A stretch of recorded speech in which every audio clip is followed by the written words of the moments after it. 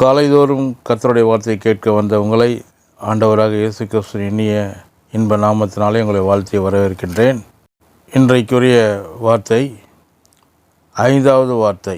சிலுவையில் ஆண்டவராக இயேசு கிறிஸ்து சிலுவையில் மொழிந்த 5வது வார்த்தை, தாகமாய் இருக்கிறேன் என்றார். யோவான் எழுதின சுவிசேஷம் 19ஆம் அதிகாரம் 28ஆம் வசனம். எல்லாம் முடிந்தது என்று இயேசு அறிந்து வேத வாக்கியம் நிறைவேறத்தக்கதாக தாகமாயிருக்கிறேன் என்றார் என்று யோவான் கூறுகிறார். இயேசு சிலுவையில் தொங்கிக் கொண்டிருக்கும் பொழுது கூட தம்மை பற்றி சொல்லியிருக்கிற பழைய ஏற்பாட்டு வேத வசனங்களை எப்படி நிறைவேறுகிறது என்பதை பற்றி உணர்வு உள்ளவராக இருக்கின்றார். சங்கீதம் 22:15 என் நாவு மேல் வாயோடு ஒட்டி கொண்டது என்றும், சங்கீதம் 69:21 என் தாகத்துக்காக காடியை குடிக்க கொடுத்தார்கள் என்றும், தமக்கு சிலுவையிலே நேரிடப் போகிறவைகளை பற்றி தீர்க்க தரிசனமாய் சொல்லப்பட்டவைகள் நிறைவேறும்படியாக இயேசு தாகமாய் இருக்கிறேன் என்றார். இந்த தாகம் சாதாரண தாகம் அல்ல. லூக்கா சுவிசேஷம் 16ஆம் அதிகாரம் 24ஆம் வசனம் இவ்வாறாக சொல்கிறது.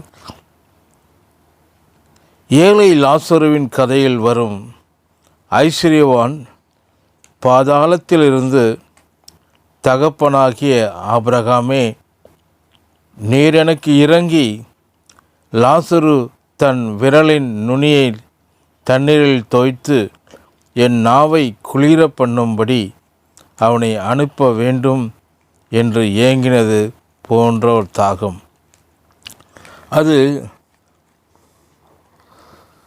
வேத வல்லுநர்கள் பலர் கூறுகின்றார்கள், விரலின் நுனியை தண்ணீரில் தோய்த்து நாவில் வைப்பதற்குள் எல்லாம் காய்ந்துவிடும். அந்த ஐஸ்வர்யவானின் தாகத்தை அவன் பட்ட வேதனையையும் யோசித்து பாருங்கள். ஒரு சொட்டு தண்ணீரை விரலின் நுனியில் தோய்த்து அதை நாவில் வைத்தால் கூட அது நாவை குளிர பண்ணும் என்கின்ற அளவிற்கு பாதாளத்தின் வேதனை இருக்கிறது என்பதை இது காட்டுகிறது. இயேசு தாகமாய் இருக்கிறேன் என்று சொன்னது அவர் அனுபவித்த பாதாள வேதனையை குறிக்கிறது. நம்முடைய பாவத்தை அவர் சுமந்தது மட்டுமல்ல, நாம் அனுபவிக்க வேண்டிய பாதாள வேதனையை சிலுவையில் அனுமதித்தார். இயேசு சிலுவையை எடுத்துக்கொண்டு போகும்போதே அவருக்கு காடி கொடுக்கப்பட்டது. ஆனால் அதை அவர் வேண்டாம் என்று மறுத்துவிட்டார். ஆனால் சிலுவையில் தொங்கும் போதோ காடியை வாங்கி கொண்டார். இவர் காடியை வாங்கி கொண்டது மேலும் ஒரு முக்கியமான காரியத்தை நமக்கு காண்பிக்கிறது.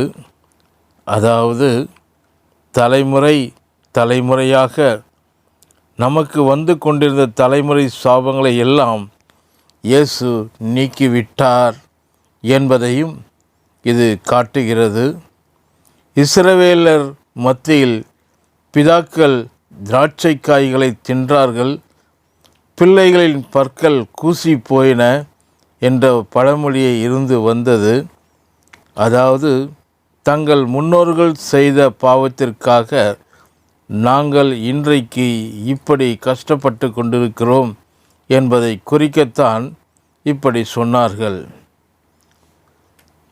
எரேமியா 31:29 இவ்வாறாக சொல்லுகிறது, ஆனால் தேவன் புது உடன்படிக்கை குறித்து அவர்களுக்கு முன் அறிவித்த போது பிதாக்கள் திராட்சை காய்களை தின்றார்கள், பிள்ளைகளின் பற்கள் கூசி போயின என்ற பழமொழியை உங்கள் மத்தியில் இல்லாமல் போகும் என்றார். இயேசு சிலுவையில் தொங்கும்பொழுது அவருடைய முகம் வாயும் மிகுந்த காயங்களால் நிறைந்தது. அந்த நேரத்தில் காடியை தோய்த்து அவர் வாயில் வைத்தபோது அந்த காயங்கள் மீது அது பட்டு அவரது பற்கள் கூசின. அவர் வேதனையை அனுபவித்தார். தலைமுறையாக நம்மை தொடர்ந்து கொண்டிருந்த எல்லா தலைமுறை சாபங்களும் இனி நம் வாழ்வில் இராதபடிக்கு அவைகளை இயேசு தம் மீது சிலுவையில் சுமந்தார். ஆகவே இயேசுவை இரட்சகராக கொண்டிருக்கிற நாம் தலைமுறை சாபங்களுக்கு பயப்பட வேண்டியதில்லை. அவை எல்லாவற்றையும் அவரே தன் மீது ஏற்றுக்கொண்டார். அது நம் மீது இல்லை. அன்றைக்கே அவர் மீது வைக்கப்பட்டு விட்டது. சாபங்களை அவர் எடுத்துக்கொண்டார். இன்றைக்கு ஆசீர்வாதங்கள் நம்முடையதாக ஆகிவிட்டது. கர்த்தர் தாமே இந்த வார்த்தைகளை ஆசீர்வதிப்பாராக. கேட்கின்ற உங்களையும் கர்த்தர் தாமே ஆசீர்வதிப்பாராக. ஆமென்.